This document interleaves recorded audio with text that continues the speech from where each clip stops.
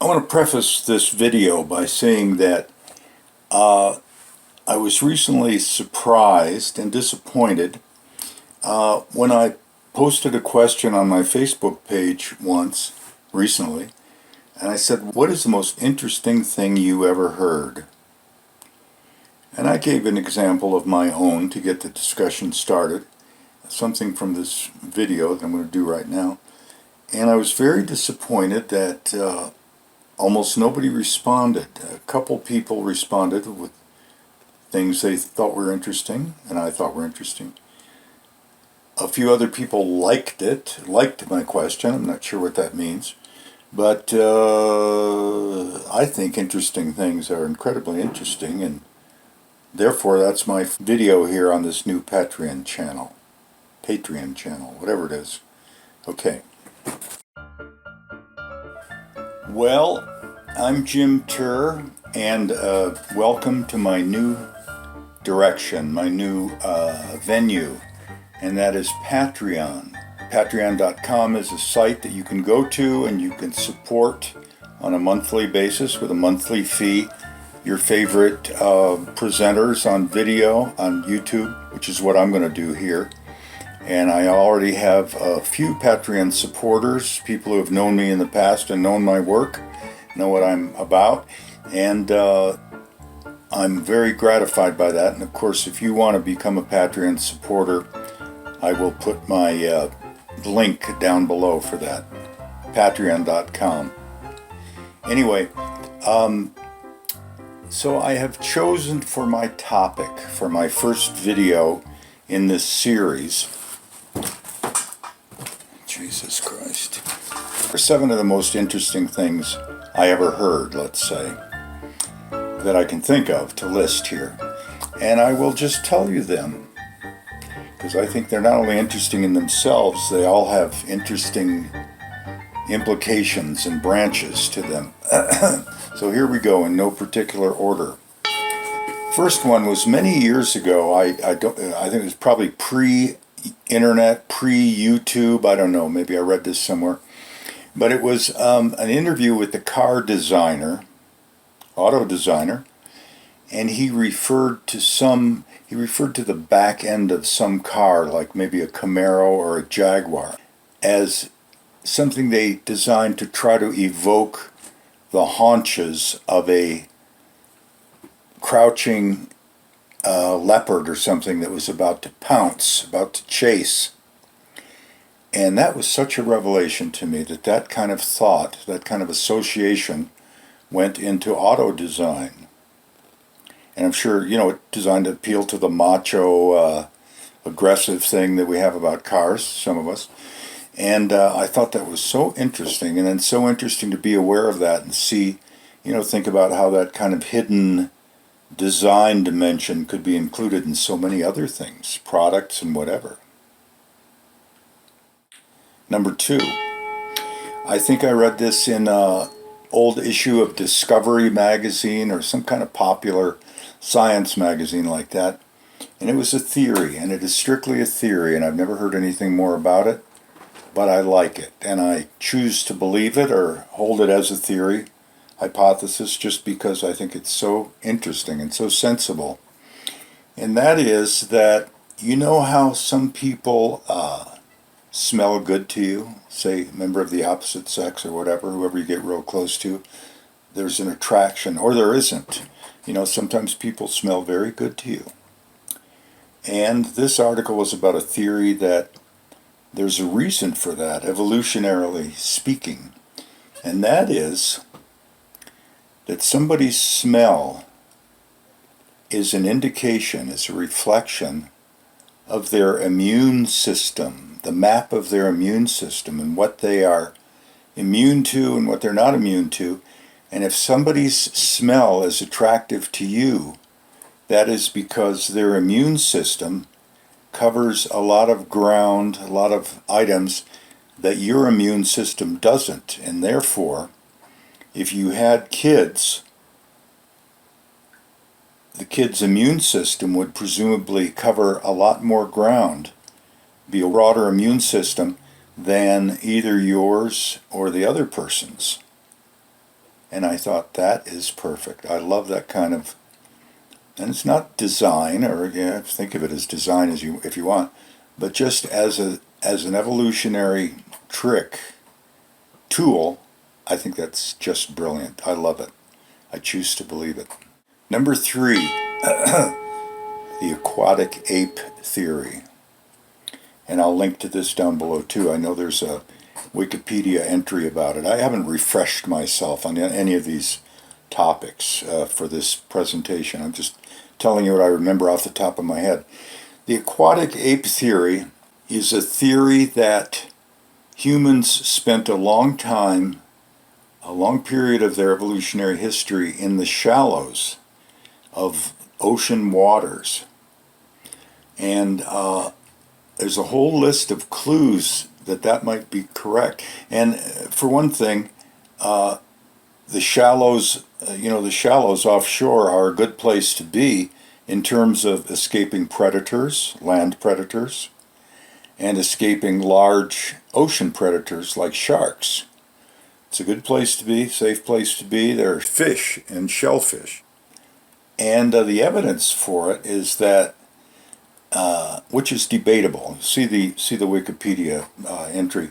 But the evidence for it is that we have this hair on our heads, which would have prevented the sun from burning us up if we were out there all day. And some of us have hair on our shoulders, which would, and also that the hair that we do have kind of goes down. It flows down this way, and that would make it easier to swim if we spend a lot of time in the water like that, you see? And that babies can be birthed underwater and can swim immediately after they're born. And simply the fact that we feel comfortable wading around in the water. Many of us do, and feel like we could do that just all day. And that could be partly not just that it feels good, but that it felt good for millions of years. It was our native habitat. So read the Wikipedia entry. It's got more on that. Number 4. This is something I saw in a documentary about Daniel Ellsberg. If you don't remember who Daniel Ellsberg was, he was the guy, former army officer, who got very disillusioned with what he found out about Vietnam and about the phony information that was being given out. And he blew open the Pentagon Papers, they called it. It was an internal Pentagon report that revealed that Lyndon Johnson and the people in charge knew that Vietnam was a losing proposition for years while they were throwing soldiers in there to die and spending a fortune.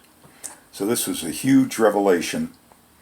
And he, at great risk to himself, he Xeroxed this report. This is back when almost nobody had Xerox machines. He spent many, many nights Xeroxing this report and sent it out to the press. And it ended up ultimately really ending the Vietnam War. But before that, they did prosecute him. They did arrest him, prosecute him for espionage or something along those lines.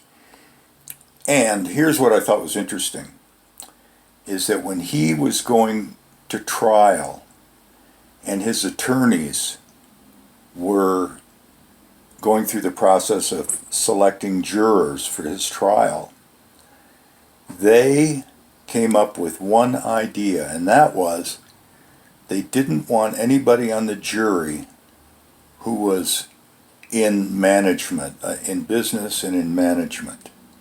Why not?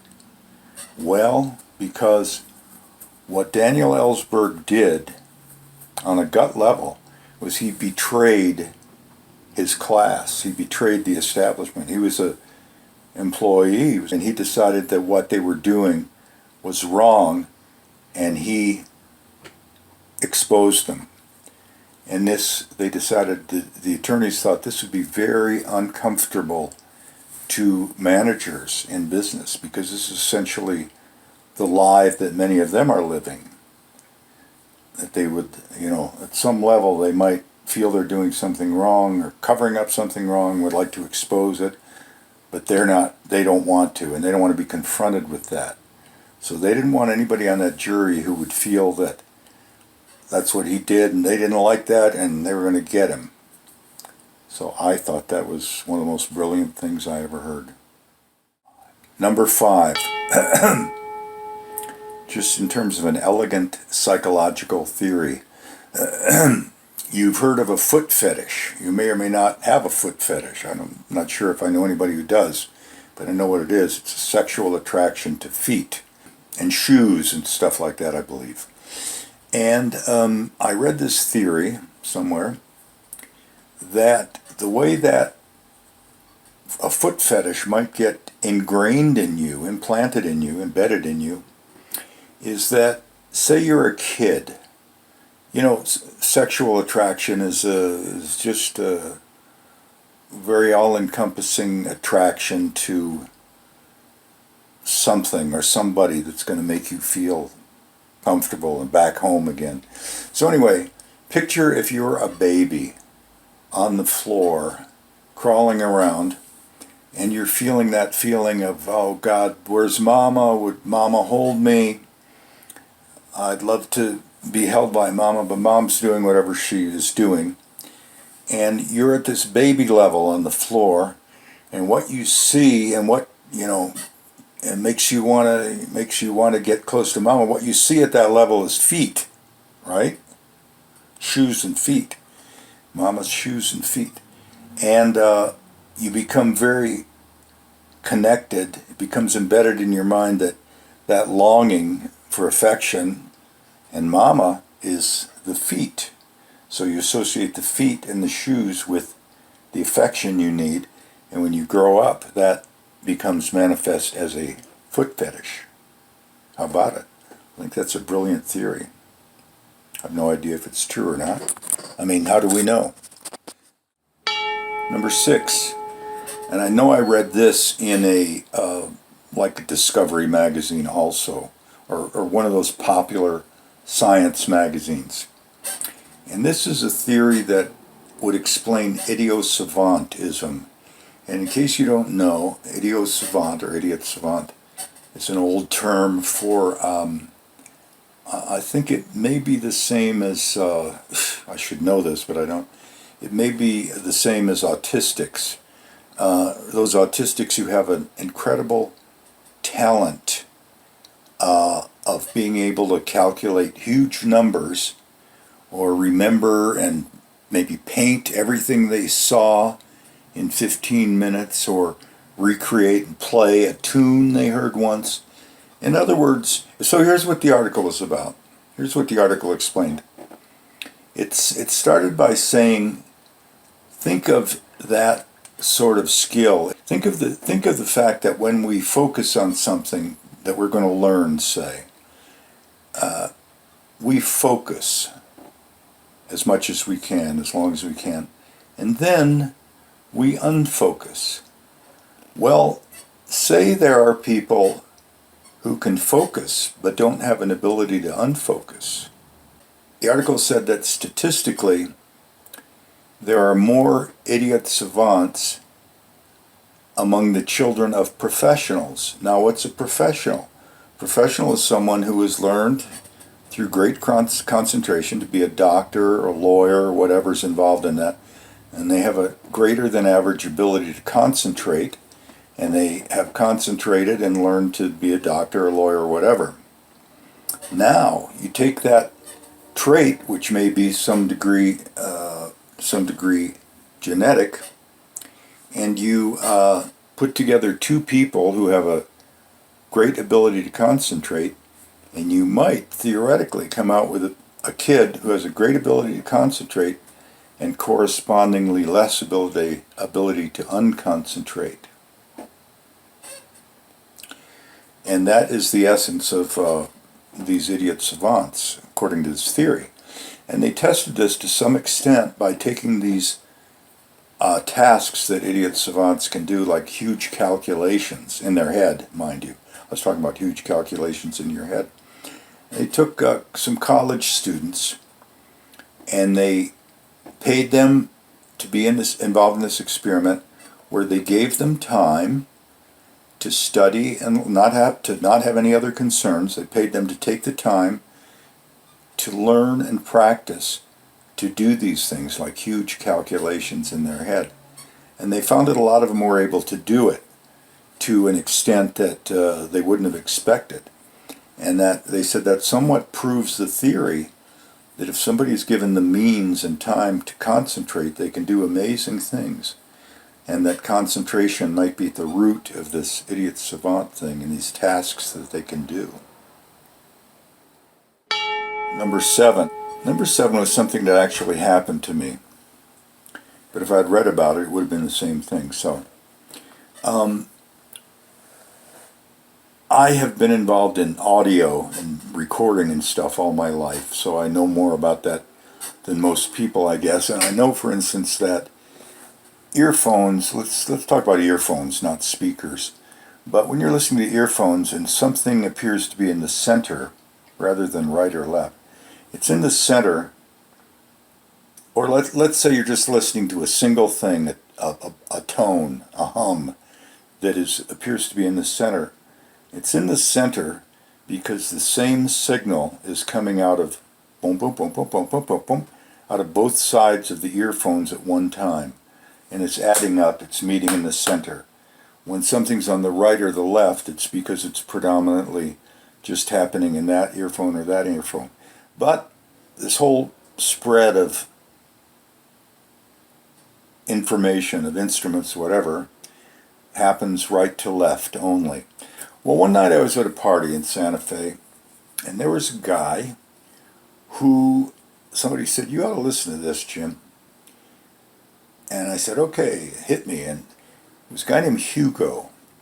And Hugo had an invention, or a discovery, that he called holographic sound. It turned out that he and Michael Jackson had a patent dispute on this thing, but it was really an older technology than that.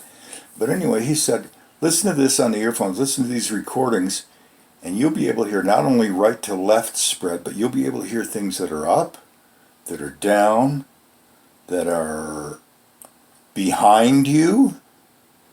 I said, no way. I know about this stuff. There's no way.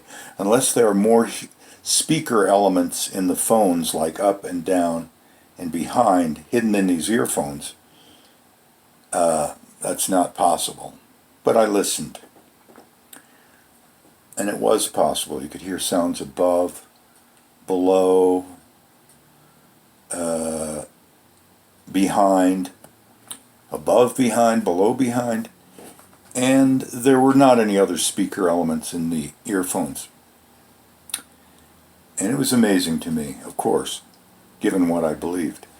And the explanation was this. You see all these little folds in your ears? All these little folds.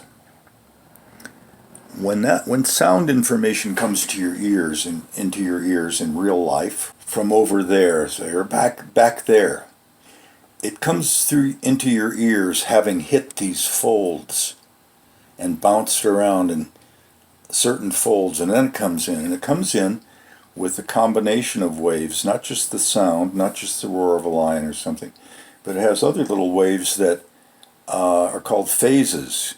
I mean, combinations of the wave that comes in. And those are encoded in the sound, depending on how they bounce off of your ears and come in, from what direction. Now, if you can record those, if you can include those waves in the sounds that are recorded on this was just a cassette, by the way. This was back in the Walkman cassette days.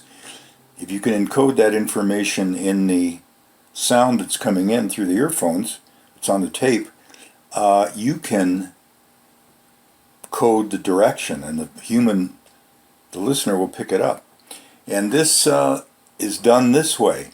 They record these recordings for this process. And by the way, you can look this up. I'll give a link below.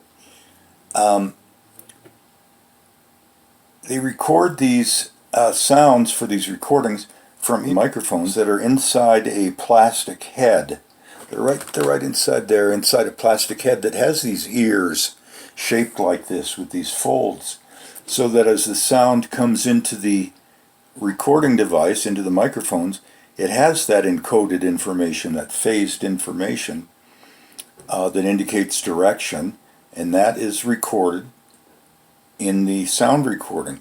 And then when you play that back on earphones, good earphones, or any kind of earphones, you hear that direction. I even bought some of these microphones to use with my camera. I haven't tried it yet. I've had them for about 2 years. But they're little microphones that fit way inside your ears. Got it? Microphones that fit inside your ears, so that as you're walking around recording, if a sound is behind you, it'll come in through your ears, it'll hit the microphone, it'll be recorded on the camera with that directional element to it, and give you that freaky directional sound. It's called 3D sound or holographic sound, or there may be another name for it, I don't know. But how about that? It's amazing. You got to try it sometime. And again, please, if you enjoyed this, if you want to stay in touch with what I'm doing, and I got an infinite number of things to do videos of here, please hit the like button. Please hit the subscribe button so you can be notified of new offerings here. And please consider being a Patreon patron so that you can support this work and I can keep doing it. Thank you.